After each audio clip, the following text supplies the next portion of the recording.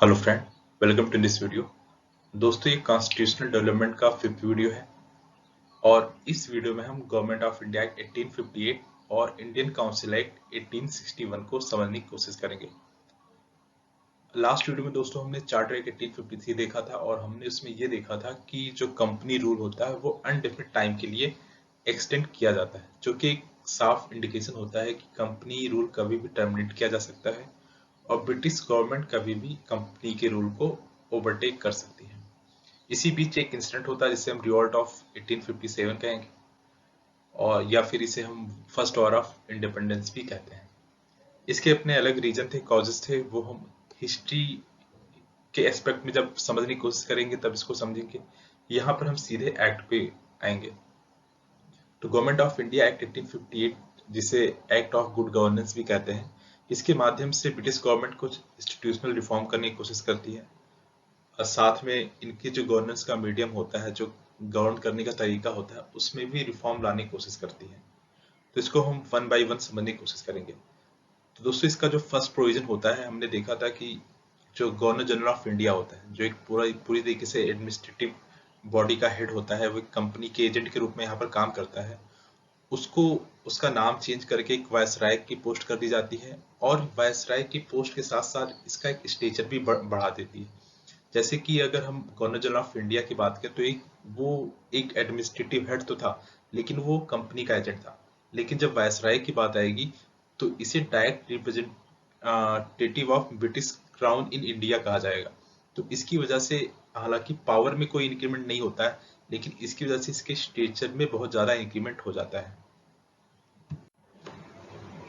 इसके बाद अगर हम दूसरा प्रोविजन देखें तो हमें पता है कि जो कंपनी रूल इंडिया पे गवर्न करता था, उसके दो इंपॉर्टेंट बॉडी होती थी। एक बोर्ड ऑफ कंट्रोल, जो कि जिसके कई रिप्रेजेंटेटिव होते थे, गवर्नमेंट ऑफ ब्रिटिश के कुछ रिप्रेजेंटेटिव होते थे, कुछ क्वीन के रिप्रेजेंटेटिव होते थे और कुछ जो शेयर होल्डर होते थे उनके द्वारा भी नॉमिनेट मेंबर होते थे।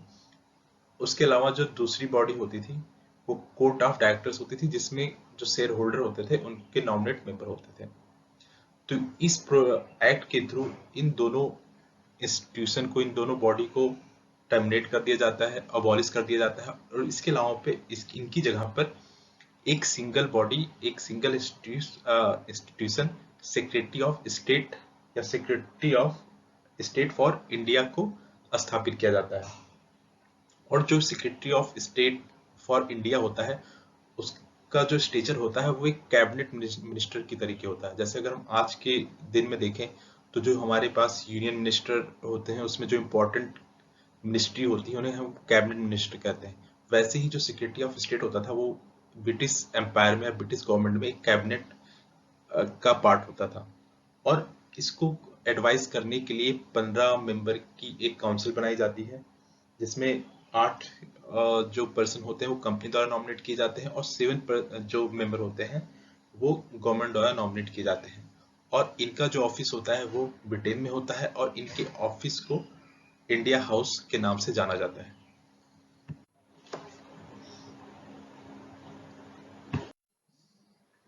एटीन 1858 के 3 सालों बाद एक नया एक्ट, इंडियन काउंसिल एक्ट 1861 लाया जाता है। और अगर इस एक्ट की बात करें तो इस एक्ट के थ्रू जो मेजर एडमिनिस्ट्रेटिव रिफॉर्म होते हैं वो लाए जाते हैं। अगर हम इसके फर्स्ट प्रोविजन की बात करें तो हमें पता है कि चार्टर एक्ट 1853 के थ्रू एक नई बॉडी बनाई जाती है जिसे हम लेजिस्लेटिव काउंसिल कहते हैं।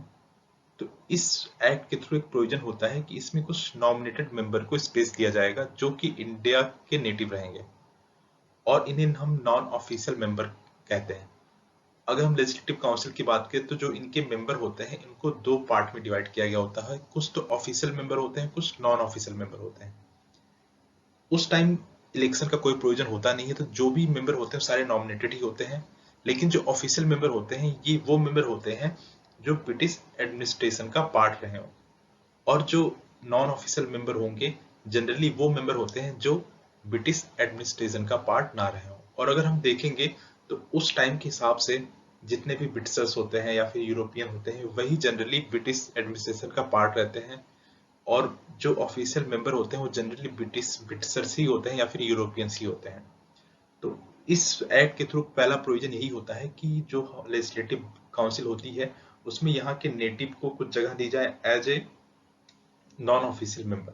तो अगर हम फर्स्ट टाइम देखेंगे इस एक्ट के आने के बाद 1862 में 3 मेंबर को जगह दी जाती है। वो होते हैं फर्स्ट राजा बनारस, दूसरे महाराजा पटियाला और तीसरा सर दिनकर राव। दूसरे इंपॉर्टेंट प्रोविजन की बात करें तो इस एक्ट के थ्रू एक पोर्टफोलियो सिस्टम को इंट्रोड्यूस किया जाता है। अगर हम उसे आज के सिस्टम की तरह देखने की कोशिश करें तो जैसे आज एक प्राइम मिनिस्टर होता है और उनके साथ एक यूनियन मिनिस्टर का ग्रुप होता है, ग्रुप ऑफ मिनिस्टर होते हैं जिनका अलग अलग पोर्टफोलियो होता है। जैसे एजुकेशन कोई और संभाल रहा, एविएशन कोई और संभाल रहा, माइंस कोई और संभाल रहा। वैसे ही first time Indian council act 1861 के थ्रू इस तरह के सिस्टम को इंट्रोड्यूस किया जाता है। इसके अलावा जो सबसे इंपॉर्टेंट प्रोविजन है कि इस एक्ट के थ्रू डिसेंट्रलाइजेशन का प्रोसेस शुरू कर दिया जाता है। अगर हम इसके पहले करें 1833 तक देखें, चार्टर 1833 के थ्रू जो सेंट्रलाइजेशन होता है वो पीक पे आ जाता है। जो लेजिस्लेटिव पावर होती है और गवर्नर्स की, गवर्नर ऑफ मद्रास और बॉम्बे की, वो गवर्नर जनरल ऑफ इंडिया के अंदर निहित कर दी जाती है। लेकिन इस बार इस एक्ट के थ्रू डिसेंट्रलाइजेशन शुरू किया जाता है और governor of governor of Madras और बॉम्बे की लेजिस्लेटिव पावर को उनको वापस कर दिया जाता है। इसके अलावा एक बहुत ही important provision ordinance making power का प्रोविजन होता है जो वायसराय के अंदर निहित कर दी जाती है। इसके थ्रू ये होता है कि जैसे आज के टाइम पे प्रेसिडेंट अगर पार्लियामेंट सीजन में नहीं है तो वो ऑर्डिनेंस इशू कर सकता है, वैसे ही वायसराय उस टाइम अगर चाहे तो कभी भी एक ऑर्डिनेंस इशू कर सकता था और जिसकी वैलिडिटी 6 मंथ के लिए होती है। इसके साथ ही इस इंडियन काउंसिल एक्ट 1861 के थ्रू फर्स्ट टाइम प्रोविजन आता है कि जो बजट आएगा, बजट को लेजिस्लेटिव काउंसिल के सामने रखना पड़ेगा और इसके साथ ही उन्हें पावर दी जाती है इस पे डिस्कशन करने की। और जब हम आगे देखेंगे, जब हम इंडियन काउंसिल एक्ट 1892 देखेंगे तो हम देखेंगे इसी पावर को और इंक्रीज कर दिया जाता है। डिस्कशन के साथ साथ बजट पे जो लेजिस्लेटिव काउंसिल के मेंबर होते हैं उन्हें क्वेश्चन पूछने का भी अधिकार दिया जाता है।